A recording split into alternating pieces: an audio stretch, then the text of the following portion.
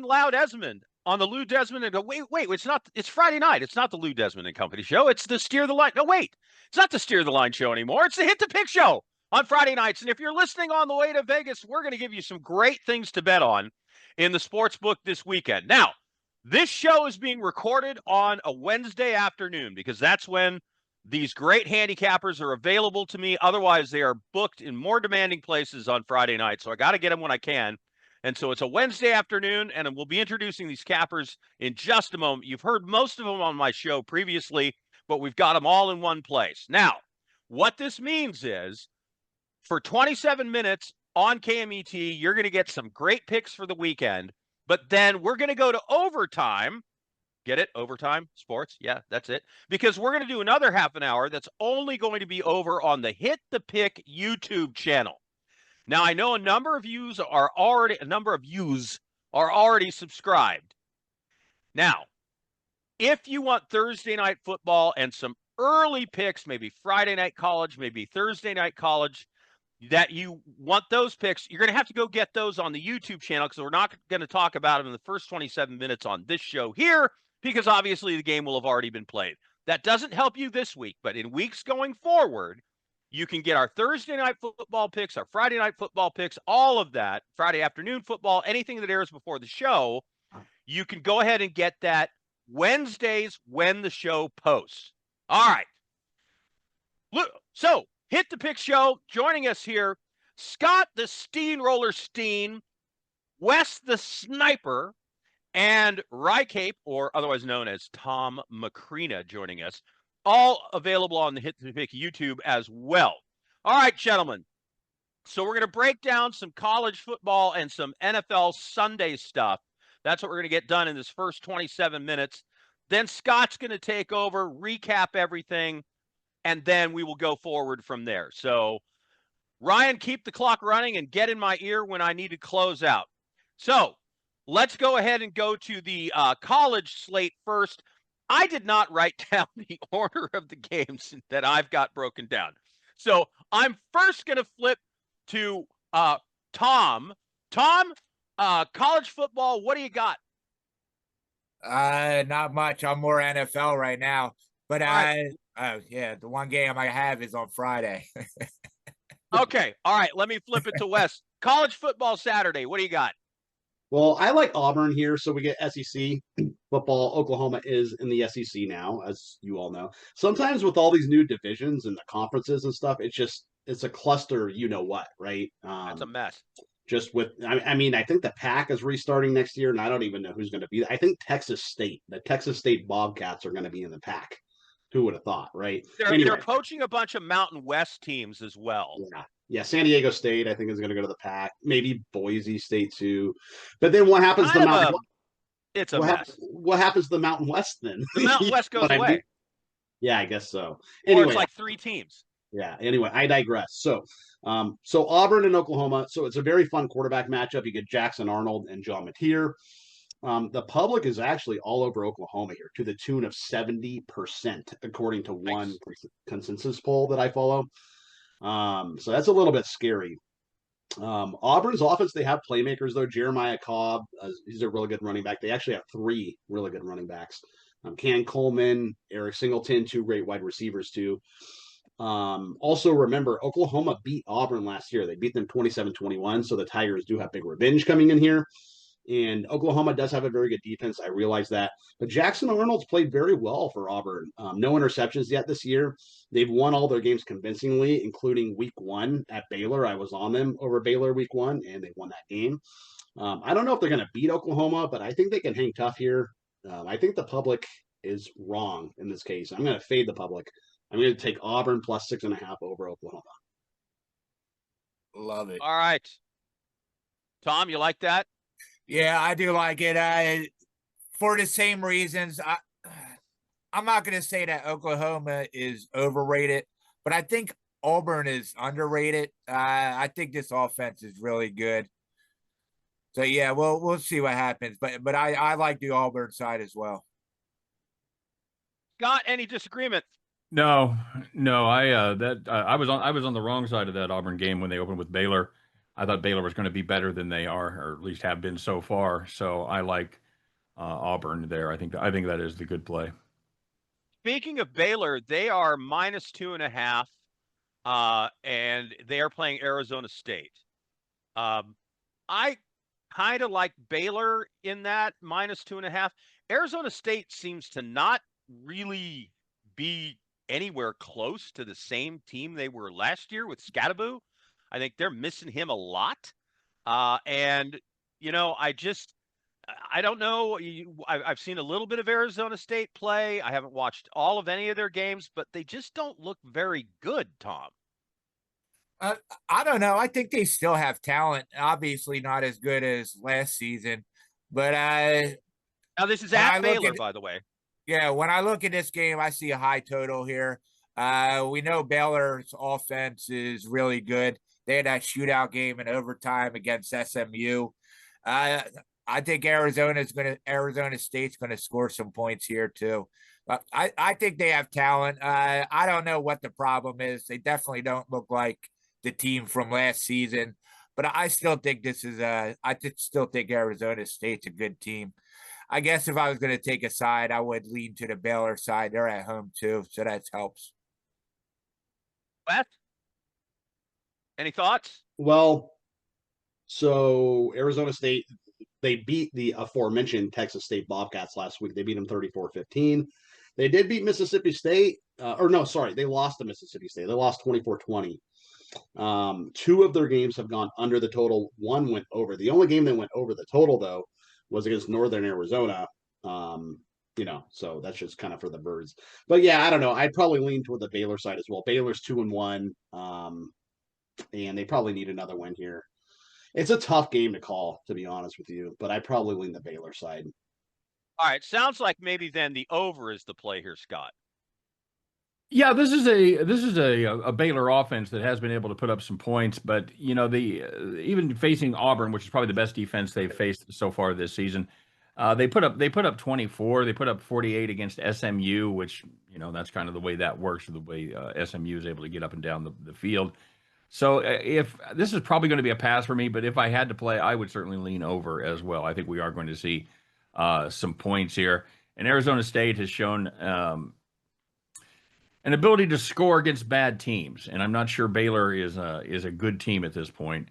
They only put up 20 on the road against Mississippi State. That's problematic, but I think this Mississippi State team is a lot improved over last year and may surprise some people at the end of the day. So I'll give a small lean to the over in that game as well. All right, Scott, give us an original pick of yours. I am on flipping around here. Of course, I had everything ready to go on the Thursday and Friday games. I am fading Oklahoma State. They are I'm trying to see there.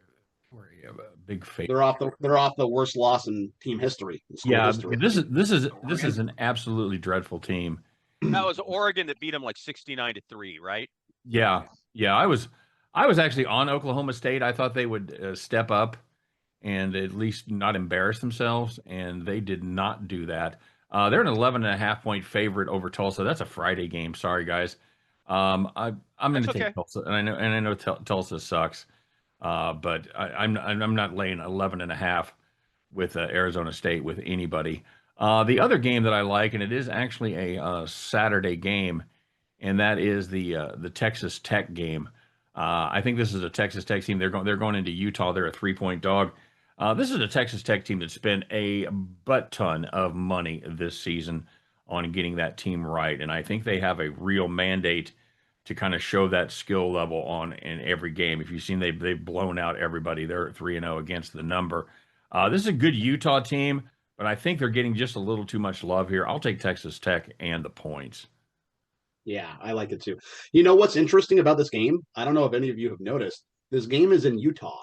It's not in Texas Tech or in the state of Texas. And it's at noon. And it's at noon, meaning this game kicks off at 10 a.m. local time in Utah, which that's kind of strange. Usually you'd think that would either at least be like a late afternoon or evening game.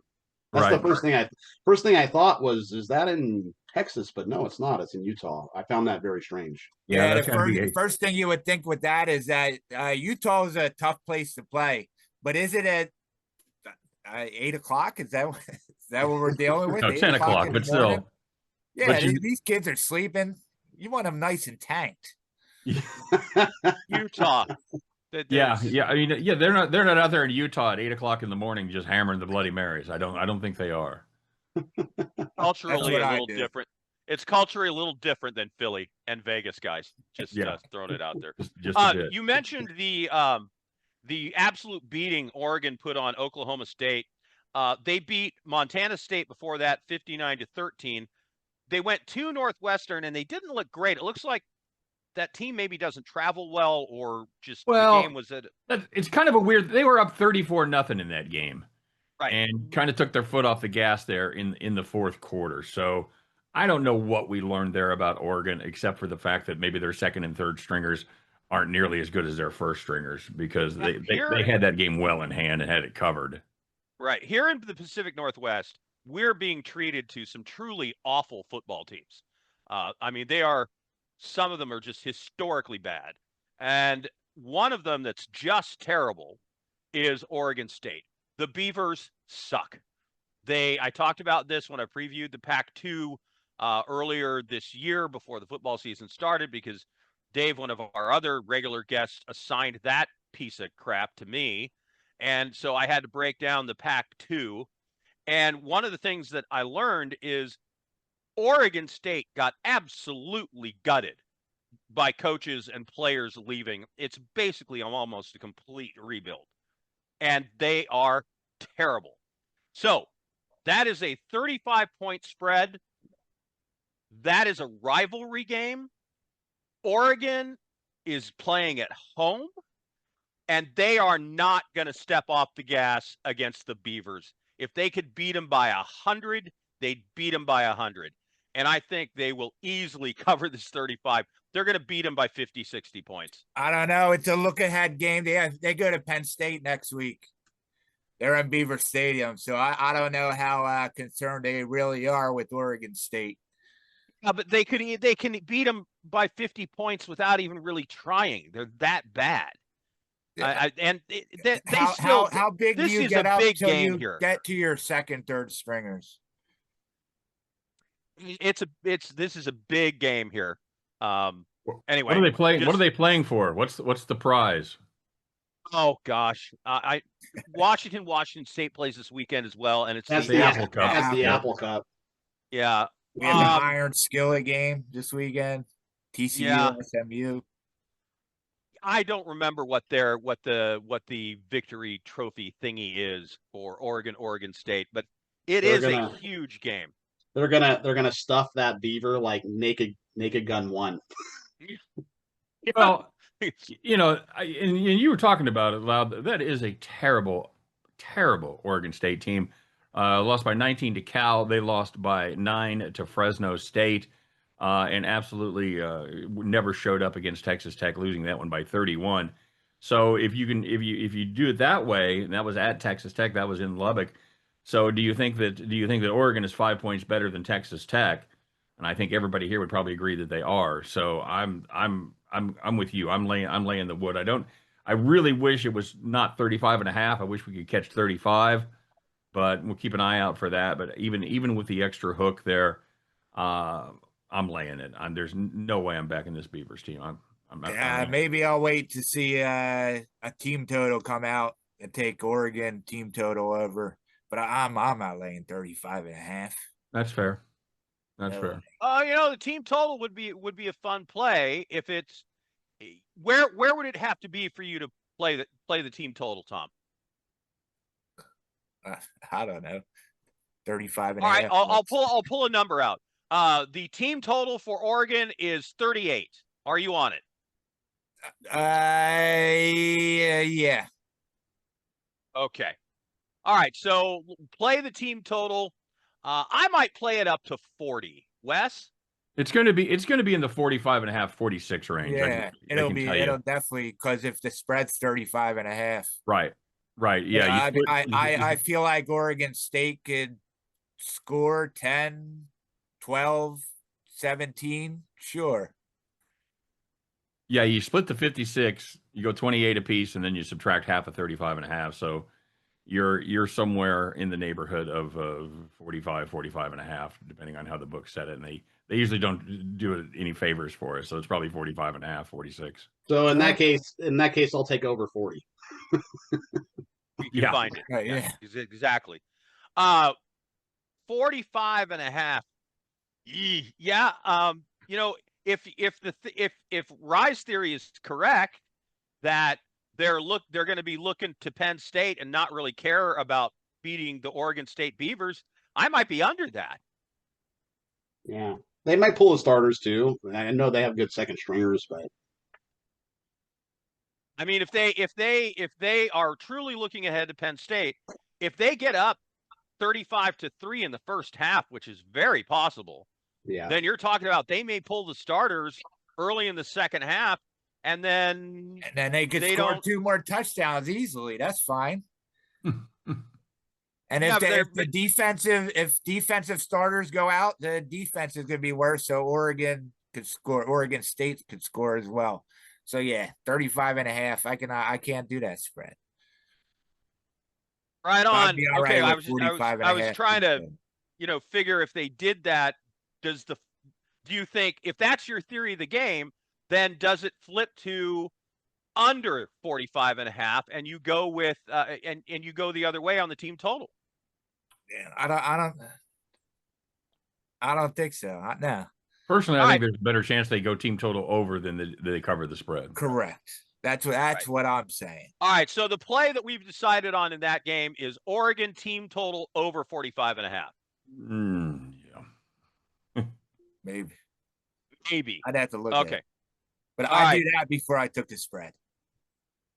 I'm going to throw in a little just Oh, by the quickly, way, it is officially 45.5 on FanDuel. I just looked it up. So Air Force playing Boise State. They're catching 10 points. Okay, fun fact. The military academies cover as double-digit dogs 80% of the time. This is right on that number. Air Force plus 10. Is anybody on it besides me? No, but I think Air Force is going to have to air it out. I like their quarterback to go over his passing yards prop. what is it, 8.5? The spread is plus 10. No, the overpassing yards. I don't think props have come out yet, so we don't know the number. But NFL interesting prop to me. Justin Herbert to score 1 touchdown in the game against Denver, which is at SoFi. So this is a home game for the Chargers.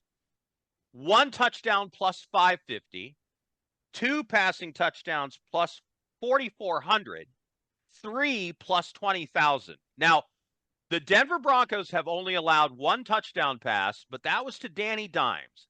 And the other team they played was the Titans, who only scored 12 points. So Herbert has 5 touchdowns passing in 2 games. And the Chargers are one of the leading passing teams, passing attempts per game in the NFL right now because they don't have a running game. Every touchdown the Chargers have scored this season has come by Justin Herbert passing. I'm going to put a little bit on each one of those numbers. Are you telling me Justin Yeah. Herbert to throw 2 touchdown passes is 44-1? Yeah, there's no Yes. those odds cannot be correct. Repeat That can't those be odds. Let me hear those again. Okay, so let me go straight to I had this on BetUS earlier today, and I couldn't believe it either. 1 touchdown pass. When I saw it earlier today, it said 1 touchdown pass plus 550, 2 plus 4,400, 3 plus 20,000. That can't be correct. No. Okay, No. well, I mean, It if ain't why that's didn't you jump on it? yeah. I'm going to say, do you have any money left? I pounded that with everything I I, don't know. had. this is okay. So, what would you think would be a reasonable number on 1? I would 2, say and 3 I would touchdowns? say 1 touchdown pass is like minus 140. Right. Like, and 2 is like maybe plus. You All can right, get 130. you get 1.5 over for minus 110. Yeah, that's Okay, probably. so what am I seeing then? Maybe him to score himself. Yeah, maybe a touchdown run. Maybe Oh, that. okay. So yeah, that's probably what I was looking at, and that's my mistake, everybody. Forget what I just said. Everyone listening in the gambling world, I was quoting absolutely incorrect odds. Although if you do get two quarterback sneaks at the one, I mean, I guess it could happen. But Well, that might be worth it now on a I know Jalen you'll never Hurts. get those odds with Jalen Hurts though. Yeah, I was going to No. say Oh, maybe on the Jalen Hurts, I would take those odds. Okay, so you're saying one touchdown by Herbert is Well, plus Tom was 1.5 No, Tom- two touchdowns. is plus 1.5. Okay. All right. Colts minus 3.5 Titans, Bucks minus 7 Jets, Cowboys, Bears over, Lions, Ravens over. Those are some NFL picks that I throw out that I like. And another one, Commanders minus 3.5. I sent you this earlier, Tom, but I found this ridiculous stat for Marcus Mariota. It's I think that's why that number went from 5.5, 6 to 3.5. Is that Jaden Daniels is probably not going to play, but then I found this number, which was just kind of crazy on Mariota. In parts of 3 games last season with the Commanders, Mariota completed 34 of 44 passes for 364 yards, 4 touchdowns, no interceptions, and had 18 carries for 92 yards. He's good enough to beat the Raiders by 3.5. I think so. Raiders actually, I know he played the Monday night game, the late one too. Then they got to travel to Washington. Mariota's And they're terrible been in when the they go system. across the country. Yeah, Mariota's played in the system. He actually got couple starts last year when Daniels was hurt. I like Mariota. He was actually Eagles backup for a little bit. yeah, I'm okay You're with going to that. be on a backup quarterback? Yeah, I'm all right with that. Marcus Mariota has a lot of starting experience, and this is let's face it, this is a Raiders team that just isn't good right now. Another No. team that's having trouble running the football.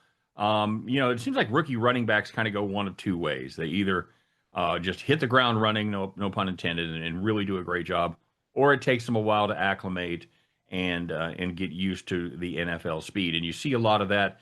You saw a lot of it on Monday night between Omarion Hampton and Ashton Jeanty, as both of those guys, very successful runners in college, found the sledding a lot harder in the NFL. Those spin moves and runs to the outside where they're used to being faster than everybody and getting the edge, that just doesn't happen in the NFL because you've got linebackers that are as fast as cornerbacks in college.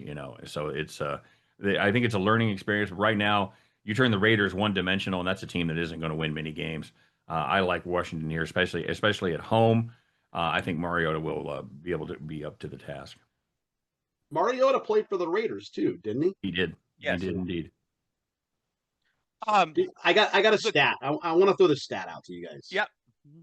As it relates to yards per game, can you guys name, without looking, the top defense in the NFL so far through 2 weeks? Allowed? Total yardage allowed per game. I'll tell you the number. It's not any of the teams. I'll tell you the number. It's not the Ravens. It's not the Steelers. It's not the Broncos. They allow 191 and a half yards a game, under 200 yards a game. You'll never guess this. No way. No. The Raiders. No. Jacksonville. No. It's so off your radar, you'll never guess. All right, hit it. I got to tell you, it's the Titans. The Cleveland Browns. Oh. Oh well, yeah, that makes sense. So remember, the Bengals were terrible week 1. I think they had like 10 yards in the second half or something like that. Yeah, because of the Browns defense. And then they lost. What was it, 41-7 or something? 41-10, and they outgained the Ravens yardage wise. Can you believe that? I get the turnovers are involved there, but that is just crazy. That's and they're the number one defense in the NFL. And you usually don't see such a disconnect between yards allowed and points. You don't see a team and they gave up, and I'm looking at it now. They gave up 225 yards receiving and 45 yards on the ground. They give up 270 yards total and 41 points. So that's just absolutely brutal. That has to be a situation where if you're a Browns fan, you just want to put a bullet in your brain. It really Are we believing in Danny Dimes?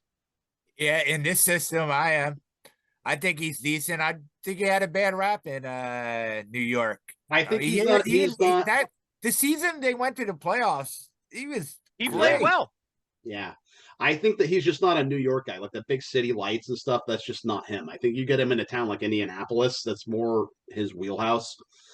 The big city lights aren't in his face. And yeah, and also Steichen, great offensive coordinator. They say Dable's a big, great offensive guy too, but Steichen's a really good offensive schemer. And so far, I used to call him Danny Pesos, but now he's not even Danny Dimes. Now he looks like Danny Dollars, right? I think going to Minnesota after he got cut kind of helped him too. He came out of college pretty early. I think he only played 2 seasons, and he needed to be developed. And I guess Giants don't do that, which is why they signed Russell Wilson and Jameis Winston. So just to reiterate to everybody, so this is being recorded on Wednesday, and you can get the rest of the show that we're going to do. We're going to keep talking, especially NFL, and that'll include the Monday night game as well. And Sunday night game. We will continue to talk NFL, and this will be over at the Hit the Pick YouTube channel, and you can get it when Ryan posts it. He'll be posting it probably on late Wednesday afternoons. And over there, we'll talk Thursday night football, and we will talk Saturday and Sunday and Friday NFL. I'm in college, and then the Sunday and Monday night games as well. So you can get all of that with all of us, me, Loud, wearing my Loud Esmond cap because this is the sports betting show on Fridays, this Hit the Pick show. And then Wes the Sniper, Scott the Steamroller Steen, and Tom, otherwise known as Rye Cape. And you'll get all of that on the Hit the Pick YouTube channel as well. So you can pick that up. Just to recap, Oregon State, we're not really sure if we like them by 35 points, but we like the team total over. Also, Baylor and Arizona State over in that game. And I believe we pretty much agreed that Marcus Mariota can lead the Commanders over to a fairly convincing victory, at least by 3.5 points over the Raiders. I think those were consensus picks, I believe, with everybody sort of agreeing that that is correct. All right, so we are going to flip the script now. Scott Steen's going to take over leading right after I get this out. So if you want to do a parlay with a bunch of teams that I'm pretty freaking sure are going to win and just double your money, Louisville, Clemson, UCF, Notre Dame, Mississippi State, Washington, and Vanderbilt on College Saturday. And then on a pick that'll get you $100 and get you 95 back. Bills to win, Buccaneers to win over Jets, Seahawks to win over Saints. All of those teams are at home and facing inferior opponents. That would parlay if 3 teams would pay you $95 on $100. All right. This has been the Hit the Pick show on KMET. I'm Loud Esmond, your host. Catch you next week.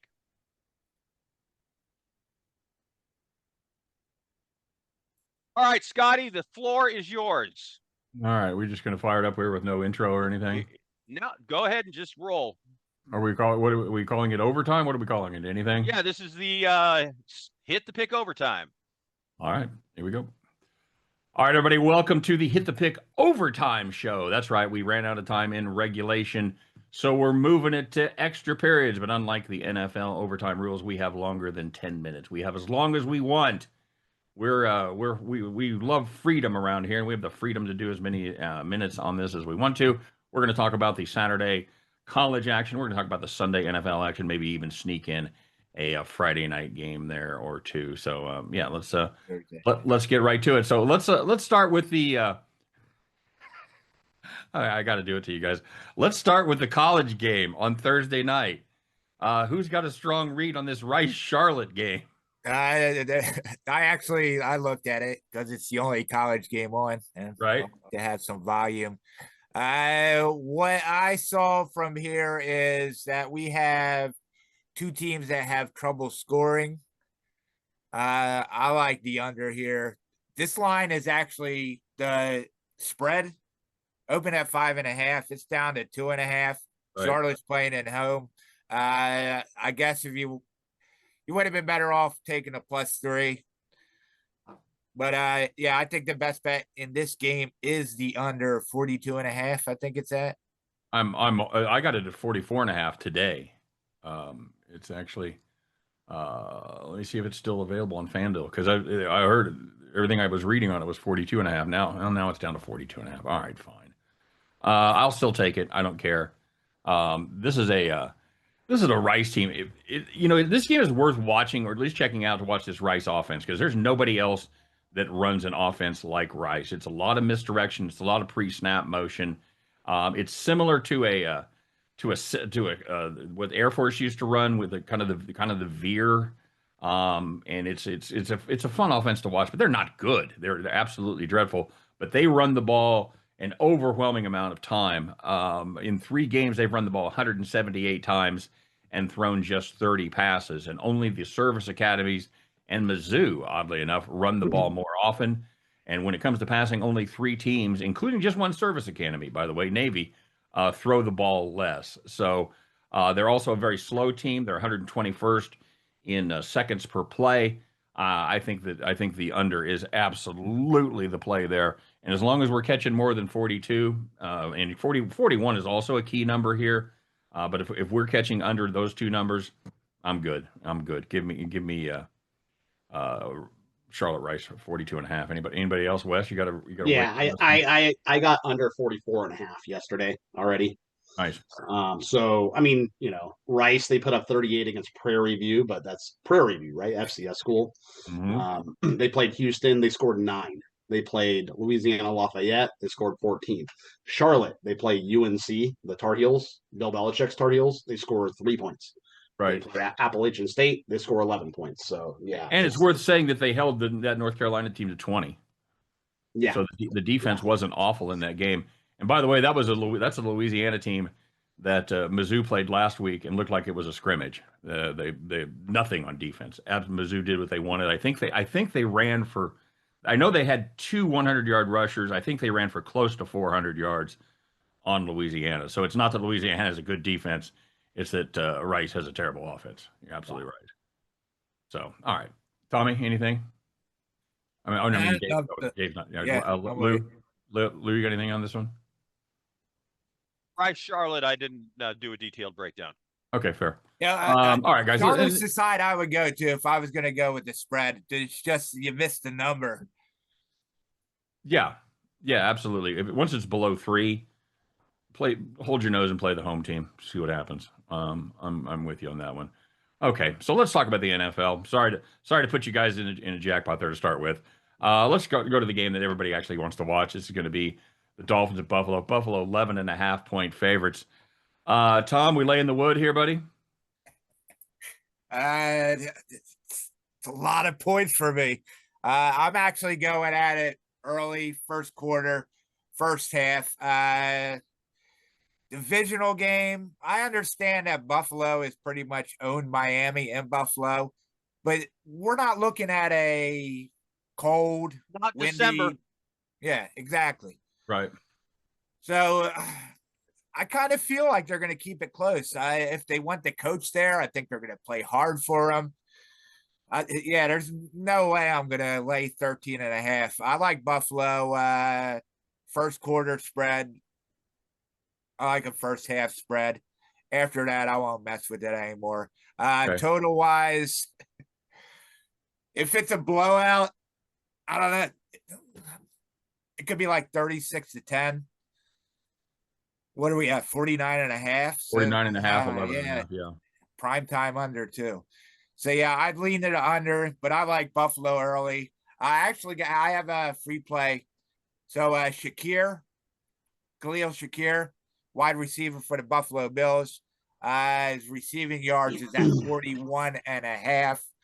He's pretty much every time he's played against Miami, he's went over this except for one. He usually balls out on Thursday night football games. I think he had 85 yards one time, 92 the other. So I think he's going to excel against this Miami defense. We're going to take him to go over 41.5 receiving yards. Okay, very solid. You know, the weird thing is, in a vacuum on paper, these offenses look very similar if you just look at yards per play. Buffalo averages 6.0 yards per play. Miami averages 5.8. But the difference is there's two of them. Buffalo, number one, runs a lot more plays. They're number one in the NFL in number of plays run. They run 24 more plays than Miami. And that is brings us to the other one, which is the fact that the Bills can sustain drives, move the ball down the field. They rank first in the NFL in time of possession. Dolphins rank 31st. And that means not only is the offense of Miami terribly inefficient, it also means that you're wearing out your defense, and they are pretty gassed by the end of the game. And that is borne out by the fact that the Fins are 26th in second half points allowed, giving up 15.5 points per game in the second half. Yeah, this is just two big disparity when it comes to the offenses here. How you playing it, Wes? Well, I hate to do this, but if I took a side, I would have to lean Miami here. It's just too many points. It's a lot of points. McDaniel's on the hot seat. Okay. So he's got to come in here with a good game plan. Otherwise, I mean, if they get blown out here, he might get fired, in my opinion. But they give up 33 to the Colts in week one. They give up 33 to the Patriots the next week. Granted, one of those was a special teams touchdown, but they scored 27 versus New England last week, but one of those was also a special teams touchdown. But bottom line, they've only scored 3 TDs in 2 games. So for Mike McDaniel, who's an offensive guru, and you only have 3 TDs in 2 games, and you have Jalen Waddle and Tyreek Hill, that's not a good look. So, I mean, his back's against the wall. He has to come out here and at least be competitive to retain his job. Buffalo, they scored 71. Just an interesting note, Wes. I was listening to an NFL podcast earlier today, and they were talking about that very point. Ownership loves the coach, and they are actually blaming the players for why the team is not performing. Well, that's not a great strategy. Anyway, so I'm just, what I heard from a Miami beat reporter. They may be correct. That is interesting. I like the over, though. I think Buffalo's going to do what they do. I think they put up points. They put up 40 against the Ravens. They put up 30 against the Jets. You can score on them, too. The Jets. What's that number, the over? It's 50 now. It was 49 yesterday. It's 50 now. Yeah. Because here's the deal. Here's the deal. I think Miami does well. In fact, I'm kind of torn between the side and the total, to be honest with you, because I do think Miami does well. But for Miami to have a chance to win this game, I'm not saying they're going to win this game, but for them to have a chance, it has to be a high-scoring game. They cannot win a low-scoring game against the Bills. Yeah, I think if Miami covers, it's over. If Bills cover, then it's an under game. Yeah. Totally agree. Unless the Bills put up 40. That's the other thing. Yeah. 40-17. Yeah, man, I Right. see. You wouldn't be surprised at a 36-10 game. No. Yeah. No, not a bit. Not a bit. By the way, that Miami team total is 19.5. Talking about team totals. Huh. I got to play under there. Nah, I don't know. How many points have they scored in total? Well, they scored 27 last week, but one of those was it was a special teams. That's right. And they One was also special teams. they would have had another one if Sean didn't step out of bounds. Who? The offense was moving last week. They moved against the Colts too. They just and Tyreek Hill had over 100 yards. He hasn't scored a TD yet, but he did have over 100 yards. So they're trying to get him involved. Well, it's also about time for Tua to get hurt too. So this is the third game he's due. So we'll see how that goes. He's due for another concussion. Let's finish it out loud. How you feeling about that Thursday night game? The way I'm playing this is I'm putting the Bills on a 3-team parlay with the Buccaneers and the Seahawks to win. I'm not playing anything, but I've got the Bills on the Bills are going to win this game. I feel the Bills are an absolute lock to win against the Dolphins. The Buccaneers are a lock to beat the Jets. but I'm not sure if on that game if I'm going to take 7.5 points because the Buccaneers haven't looked that great on offense. And then the Seahawks are going to beat what is at least one of the two worst teams in the league, which is the Saints. What could go wrong? 12.5. The books are protecting themselves from the teasers too. By the way, I had the Cowboys in Survivor last week, so I eked one out. You made it through. Never a But doubt, buddy. I'm taking the Seahawks. I took the Cardinals to beat the Saints week 1, taking the Seahawks to beat the Saints at home week 3. The problem with that, you always have a tendency in Survivor to want to fade the worst team. You want to fade the Saints, you want to fade the Panthers. But sooner or later, I mean, Carolina almost came back and beat Arizona, you know? Sooner or later, one of those crappy teams are gonna win and is gonna knock you out. So I don't like to continually fade the Saints every week and continually fade the Panthers every week because you're going to get, especially against the spread, you're going to get bit. But in Survivor, you will get knocked out if you continue to do that. The NFL has been chalky as week 3 to week. Could be. Overall, in NFL betting, the underdog wins 30% of the time. So, it's not a very high percentage where a team that is a deep underdog wins. Yeah, but they're not covering either. Well, these 3 games are absolute locks to me. I do not see the Dolphins beating the Bills. I do not see the Jets beating the Buccaneers in Tampa Bay, and I don't see the Saints beating the Seahawks in Seattle. Your Bucks pick is the one I worry about there. I worry about that. I was thinking the same thing. I think the Jets can be. I think the Jets can be an active dog this week. I don't blame you. I see why you're doing it, but I'm not. Especially, I got to see the injury report on the offensive line for the Bucks as well. By the way, is Justin Fields playing? Both of their edges are out. Is Justin Fields playing? Yeah, no, he got ruled out today. Concussion. So it's Tyrod Taylor. Tyrod Taylor. I might like the Jets even more with Tyrod. It's Justin Fields in the future. It's Justin Fields 15 years from now, starting. Yeah, it hit 7.5 or it's still 7 everywhere. Let me. I got it up here. Bet Online has 6.5. Oh, really? Interesting. Yep. So does FanDuel. FanDuel has a juice 6.5. So all right. It makes me like the Jets even more now. Well, if you want to take the Jets, you got to take them now. Yeah, for sure. Well, and there's a good teaser number. If you want to tease it down to a half and just tease it to a win, you can do it. You can do it that way. So, what are your guys' thoughts on teasers? You guys tease a lot.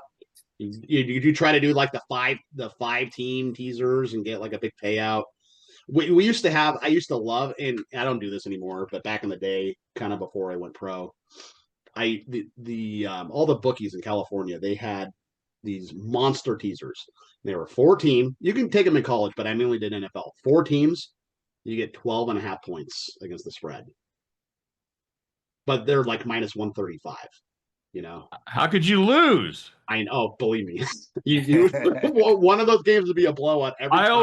I always equate it to the carnival where you've got like the 3 bottles sitting there, and you're like, how damn hard could that be? You just got to hit them, and and it never happens. That's the way I look at teasers. It's like you look at them, and it's like there's a reason they call them teasers. Exactly, because you're teased into thinking you're going to win, and that's not the way it goes. I like playing them.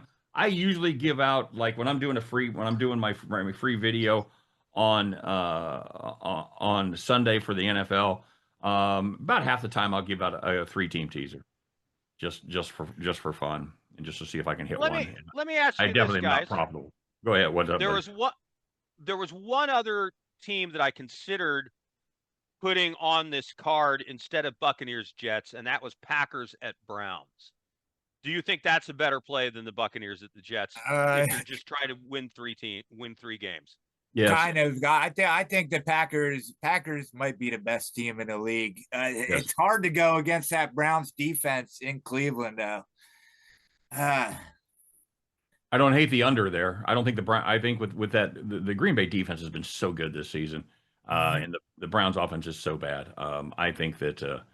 I think the under may be a good play, or at least Browns team total under. What are our numbers? 41.5. Yep. So it's going to be somewhere in the neighborhood of 17.5. If I can get 17, if I can get better than 17 for a Browns team total under, I think that's the play there. So Lou, let me ask you this. So instead of doing that parlay, the Bills, Bucks, Seahawks, what if you did a 3-team teaser at 6 points? Because essentially the Seahawks just have to win in that case. The Bucks just have to win in that case. The only thing you'd have to sweat is you take the Bills from minus 11.5 down to what, minus 5.5. Yeah. So, but here's the deal: instead of getting even money, you're getting plus what, 150, Scott? Plus one. Oh no, three teamers plus 130. Oh, that's it for 3 teams. I think that was 6 points. it. Yeah. I think that's what I put together. Maybe I just played a 2-teamer last week. I think that's right though. You know what? Let me put one together. I'm just Bills, saying. Buccaneers, Seahawks 3-team teaser, and that would make the Buccaneers a half a point. Right. And the Seahawks 1.5. Minus 1.5. So essentially they just have to win still, And the Bills for the most 5.5. part.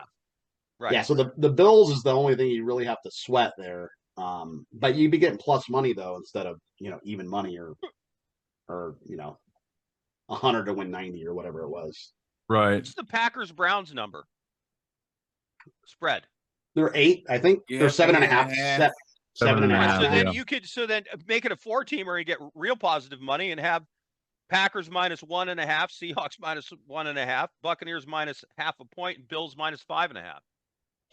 Yeah. Or you could just hate take you could take the Bills out of it, and essentially you're getting the Packers money line, the Seahawks money line, and the Bucks money line if you take the Bills out. And then you get plus 130 instead of doing the parlay,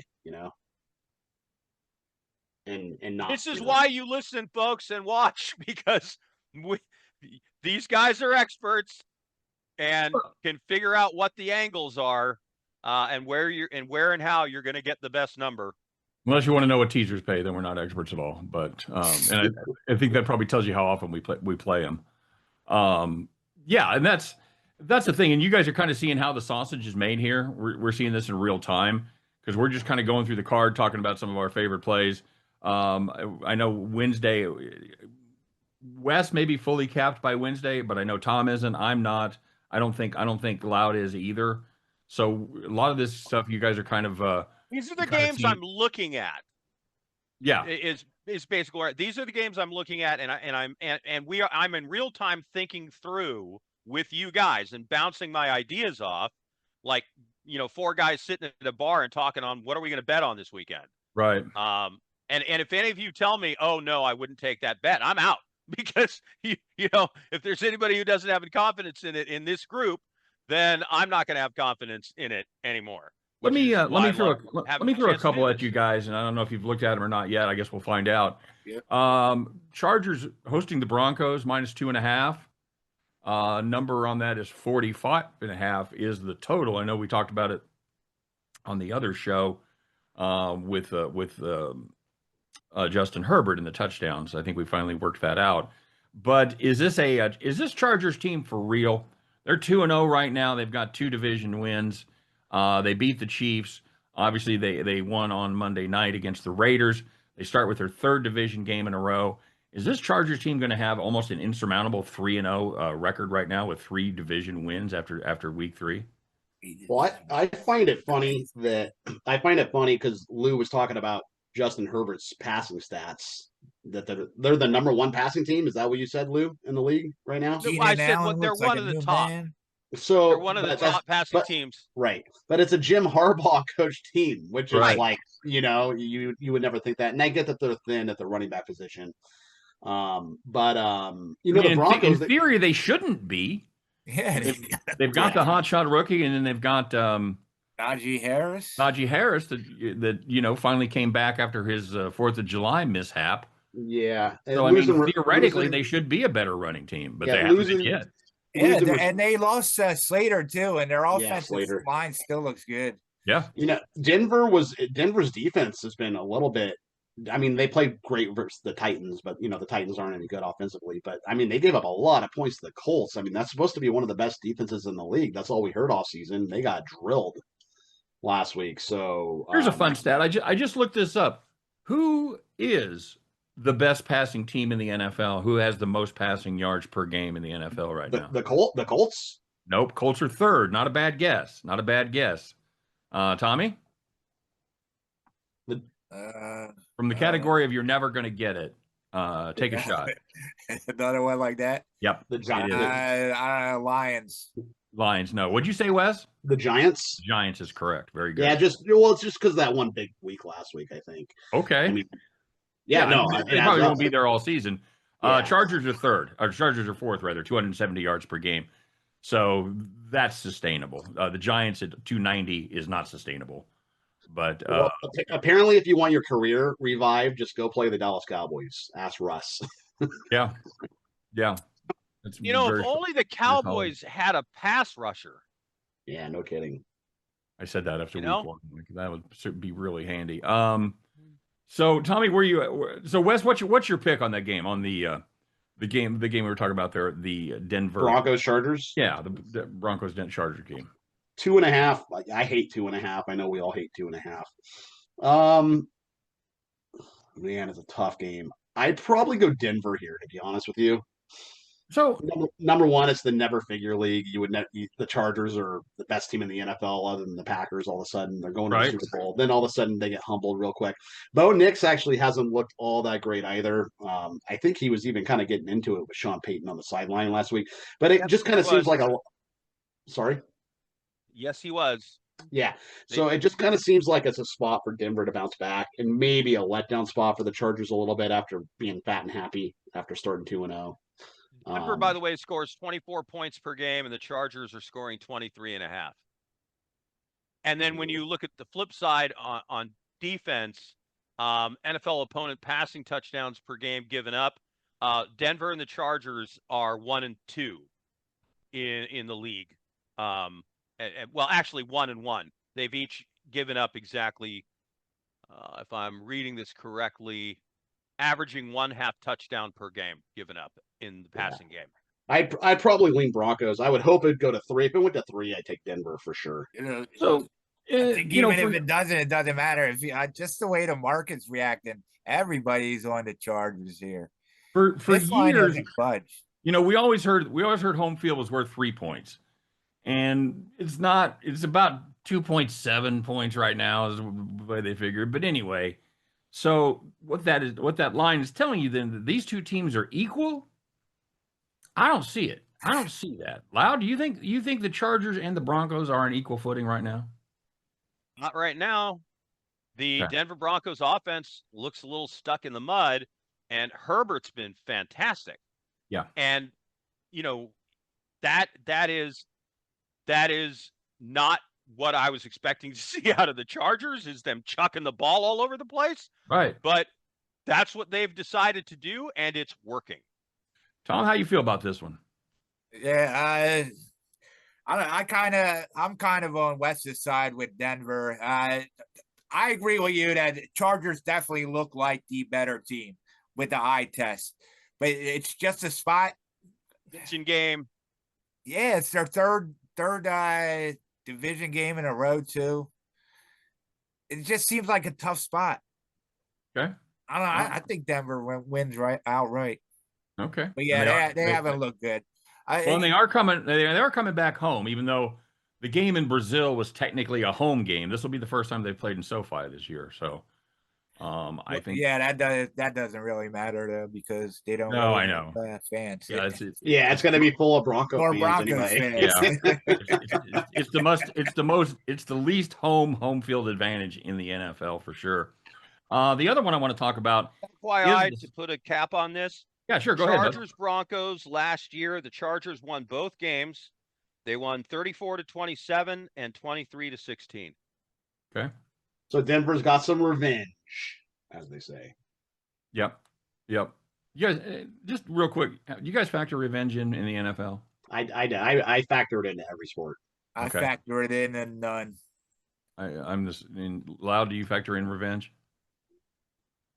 Rarely. I'm more of a numbers Yeah, guy. if I could beat you once, I could beat you twice. Yeah, that's like when you get you get to the conference tournament in college basketball. It's hard to beat a team 3 times, and you look at the numbers, you find out it's Yeah. not. Yeah. It happens all the time. Yep. All right, let's talk about Sunday night game. This is going to be my woeful Kansas City Chiefs that Loud is completely jinxed for the entire season. Thanks, everybody. Appreciate it. They're traveling to the Meadowlands to take on the Giants. Giants 5.5-point dogs here. Guys, are the Chiefs, are they going to be able to cover this game? Because Oh. I took them team total over 12.5 wins, I have no confidence in the Chiefs at all this season. Fair. Wes, what do you think? I like the over. I might be on an Over. island. Yeah, I like the over for sure. By the way, just so you know what my luck is when I pick things, Joe Burrow was my fantasy quarterback. Yeah, exactly. Outstanding. I had Xavier Worthy and George Kittle. So I'm feeling you, buddy. Yeah.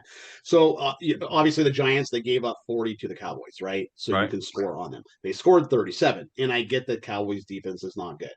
But I mean, Malik Neighbors, he looked really good. Russ, maybe he's got a little bit of juice now. I get that Kansas City has a much better defense than the Cowboys, but Kansas City, they gave up 27 to the Chargers, right? They gave up 20 to the Eagles, but the Eagles could have scored more than that. The Eagles game, and Tom knows this, they get a lead and they sit on the ball and they run for 5, run for 4, tush push, run for 4, run for 5, tush push. Before you know it, 8-minute drives have, ticked the clock down. And so my point is they could have scored more if they wanted to. Obviously, and I get no Rishi Rice, no Xavier Worthy. I get that. But Andy Reid is a great Worthy's offensive 50-50, by the way. Okay. But Andy Reid, he's got a great offensive mind, and their backs against the wall, man. I think that they're going to come out with some tricks and some bells and whistles, and I think they're going to score points. I think the Giants score points. I like the over here. It's 45. Usually those Chiefs games are always in the 47-48 territory. But I like the over here. I think there's going to be points. Leading rusher for the Kansas City Chiefs is Patrick Mahomes. By a lot. By more than double. I guarantee. They cannot run the ball. Yeah, he Nope. thrashed us. Yeah, I was getting upset watching him run down the middle of the field with nobody near him. Now, at his news conference today, he said that has been a mistake, that he is going to try to spend more time in the pocket, make more downfield throws. We'll see what happens. But Who? It's obvious that Mahomes doesn't trust this offensive line. When you see him running like that, that means he has no faith in being able to stand back there and throw the ball. And I know in the first game, it was of all the quarterbacks in play, he had the quickest release time at 2.4 seconds. And it wasn't because he wanted to, it's because he had to.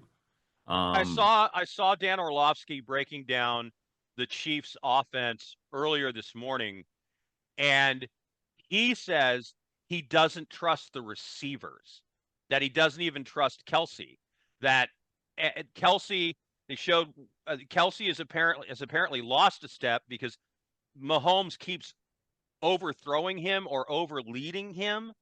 And then when nobody's getting open, Scott, there's nobody that's getting any separation. And so he can't release the ball. There's nowhere to throw it. Well, and he had one deep shot that was wide open to Brownlee, and he missed it, overthrew him. And I think he's used to throwing that ball to Worthy. That's my theory. I think he's used to Tyreek Hill. Yeah, I think he's used to Worthy being about 1.5 yards down the field further, which would have completed that pass. But I don't know, man. This team. So then break this down again for me. The passing game for the Chiefs isn't working. Right. The running game for the Chiefs isn't working. Correct. And they're 0-2. Yeah. And we like them +5, -5.5 on the road. I do not. I've faded I don't them either. both. I don't like the over either. I've faded them both weeks as far as my money picks have gone. And I've been rewarded both times. I've got the Giants +5.5 here. You're gonna have to show me something before I have confidence. And so far, they have showed absolutely nothing. They've shown Mahomes has the ability to run the football. Terrific. That's the Giants have a strength. It's their defensive line. Yeah. Correct. And the Chiefs have a big problem at left guard. I think Josh Simmons is the real deal at left tackle, but getting rid of Tooney, I think, is going to end up being a horrible mistake. They got rid of Tooney and signed the guy from San Francisco that was Trent Williams' backup for a huge amount of money that they could have given to Tooney instead. Brett Veach is the GM. You know, he's done a lot of great things for the Chiefs, a lot of great personnel. He's a master with the cap, but I think they absolutely whiffed on this one, bringing in a backup left tackle and letting Joe Tooney go to the Bears. So he screwed the pooch for the running game. Yeah, that's absolutely right. You know, and you've got it's hard to say what kind of running game you have when your line can't block. I mean, the kind of running game you have is a bad one. But it's hard to say, you know, is Pacheco bad? Is Kareem Hunt bad? You know, they are what they are. They're not top tier, but they're better than average. At least Pacheco is a better than average running back, and he has not showed it at all this season. He hasn't had many bursts at all. So, yeah, as far as the over goes, I don't know. I don't know, man. I like the side. I like the Giants side. I'm staying away from the total in this one. Totals moved 3.5. Almost 3.5 points to the over. How high? I don't know. I thought that 42.5 was high. Oh, it really opened at 42.5?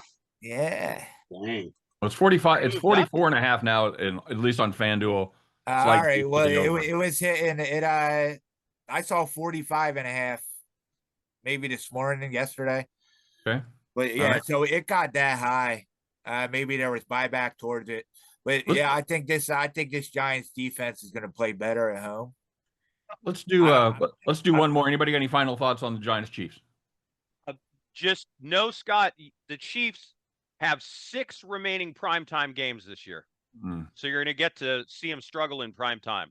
You know, and that happens a lot where you see at one team and they climb the ladder and you get like, oh yeah, everybody wants to see them, and all of a sudden they have a terrible year, and you're like, oh god, it's the Ravens again or whatever, you know, whatever team has fallen off the map. Last year was the Bengals. You know, you saw the Bengals a lot, and they had a lot of struggles at least early in the season. Let's talk about the Monday night game between the Lions and the Ravens. Ravens 5.5 point home favorites here, and the number on that is 52. Highest total of the week. Yeah, over. Probably the highest total of the season so far. What's that? You like the over? I love the over in this game, okay, because the Ravens defense is not good. The Ravens defense is not good. Let's just get over that. The Ravens are not a good defensive team anymore, and they can score a ton of points. Now, the Lions, I believe, and the Ravens, aren't they both like 2 of the top scoring teams? Yeah, Detroit averages 33, Baltimore 41. 41, yeah. Let me Baltimore number 1, Buffalo number 2, Detroit number 3. Yep. So if they score their average, this game goes to 72.5. Yeah, but is the Bears defense and the Ravens defense the same? I know you think the Ravens defense isn't good, but it's not the same defense. Browns defense is a different defense on the road than they are at home. I don't know about the over. It's a lot of points. Baltimore scores 40.5. Detroit scores 32.5. I mean, if you just look at their average scoring numbers, this game screams over. Yeah, but you like 2017, something like that. Yeah, you've got the enigma that is the Cleveland Browns, as we talked about earlier. They don't give up a lot of yards, but they do give up a lot of points, and they gave up 41 to Baltimore, and we saw, of course, Buffalo gave up. They got 40 against Buffalo. So I'm probably going to steer clear of the of the total there. Wes, where you at? Man, I have not looked too much at this game on the surface. I don't know. Getting 4.5 with Detroit, to be honest with you, seems a little bit appealing. I think they kind of got back on track last week offensively. It probably gives them a little bit of mojo. But tough game to call, man. Yeah, it's just so many points as regarding the total. And right. I'd probably lean Detroit. I even tried to see where this opened. So it opened at 5.5, right? and it was juiced. It's It's coming. still Minus it's still 5.5 on was it's juiced. still 5.5 on FanDuel at 112. Taking Yeah, the yeah. under. Most places are 4.5 though. There's some So, 5s out there too. according to Wager Talk, it's 94% of the money is on the over. 93% of the tickets are on the over. That means I'm representing the public and I'm wrong. Yeah. The total has gone up. Yeah, it has 90% of the money on Baltimore, 65% of the tickets on Baltimore. So basically, if you want to fade the public, you take the Lions and you take the under. Take the Lions in the under. I feel a lot more confident in the Lions than I do in the under. No Lions. No Lions. Is that your? Lions are public.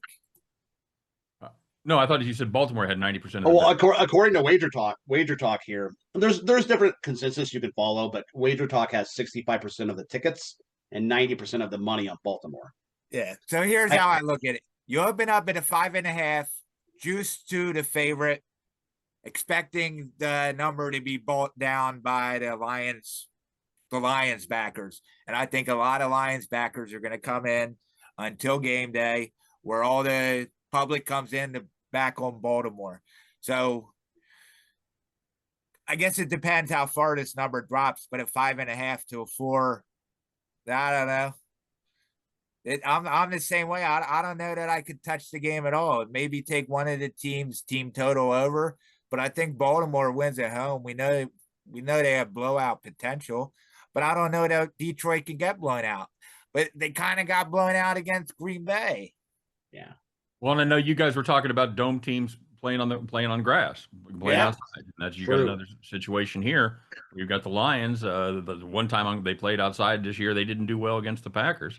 Yeah. And now they're going to a team that's arguably as good as the Packers. Baltimore Ravens as good as the Packers, guys. I don't know. They have weapons though. I think they have more weapons than they do. Their defense isn't as good. Yeah. Their quarterback's better, their running back's better. I think it's a little premature, Loud, to condemn this Ravens defense. They did give up 41 to the Bills. They looked gassed there late in the fourth quarter, but they rebounded nicely and gave up 17 to the Browns last week. So, Browns. I mean, I understand, but they still have a ton of talent on the defensive side of the ball. I don't know. So, how you playing this one, Loud? Well, I came in and I said I love the over here, and everybody shouted me down and told me I'm wrong. And then I think it was more just sure. You were very confident, and I think we're just kind of a little more trepidatious on that over. That's such a no. I'm definitely on the under. If I'm playing anything, it's going to be the under. Okay. I mean, I base a lot of the stuff on numbers, and they're 2 of the 3 top scoring teams, and if they just reach their averages, they blow this over by 20 points. That makes it very hard for. I am not going to take the under in this game. If I play anything, I would play the over, but now I've sort of been talked out of it. And so I'm how not about sure the Ravens team total over? Sorry, pick whoever you think is going to win. Play their team total over. Yeah. Okay.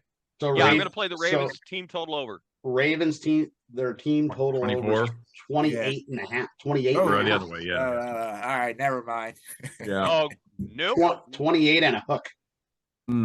Yeah, you know what? I've got no play in this game anymore. Sorry. Okay. I'm out. All right, very good. All right. Anybody else got anything for NFL for college before we get out of here? No, but yeah, just this Detroit game. I'm going to see how high this total goes, and I'm going to take the under. Very solid. Wes, you got any final thoughts? Any can't miss of this weekend? Well, going back to the dome teams playing outdoors, we already talked about the Colts at the Titans, Falcons at the Panthers. Falcons dome team playing outdoors on the road, laying 5.5 against Carolina. What could go wrong? A lot. Do we believe in this Atlanta defense? They look pretty good. They did. They look good. How about you got Raiders dome team at the Commanders? Any other ones? You have Texans at Jacksonville dome team outdoors. You got have this- multiple. You got multiple strikes against the Raiders because they're a dome team playing on grass. They're playing in the early window on the East Coast. Those are bad things, and they just do not look good. So also Saints, Saints, Seahawks.